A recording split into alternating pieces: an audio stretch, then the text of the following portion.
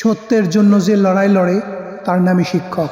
যুক্তির পথে যে লড়াই করে তার নামই শিক্ষক। সঠিক দিশা যে দেখায় পথে তার নামই শিক্ষক। প্রবঞ্চনার বিরুদ্ধে যে গর্জে ওঠে তার নামই শিক্ষক।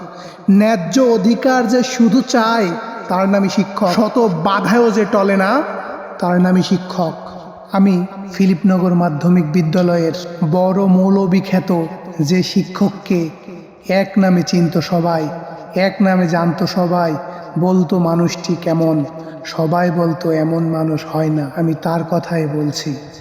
আমি বলছি আমাদের সবার প্রিয় শিক্ষক আব্দুল হাই স্যারের কথা, যার কাছে জীবনের অনেক শিক্ষা নিয়েছি।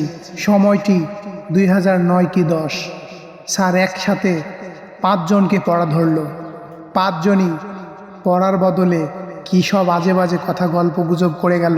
1-2 জন ভালো মতো পড়া বলল তো অন্যজন বলল না। স্যার বলল, তোরা যে ভুলভাল পড়া বললি এটা কিন্তু আমি ঠিকই বুঝলাম। ভুল পড়া পড়ে আমার কাছে পার পেয়ে গেলেও জীবন থেকে কিন্তু পার পাবি না। হ্যাঁ, যখন এসএসসিতে কিছু মার্কের জন্য A+ না পাওয়া ছেলেগুলো ছিল, তারা সেই আর্তনাদের কথাগুলো বুঝেছে।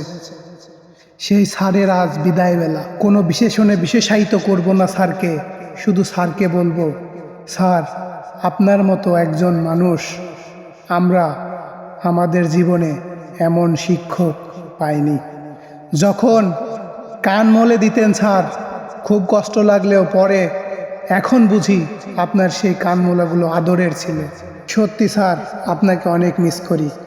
আজকে স্যারের শেষ কর্মদিবস। আব্দুল হাই স্যার, আপনাকে সালাম লাখো কোটি।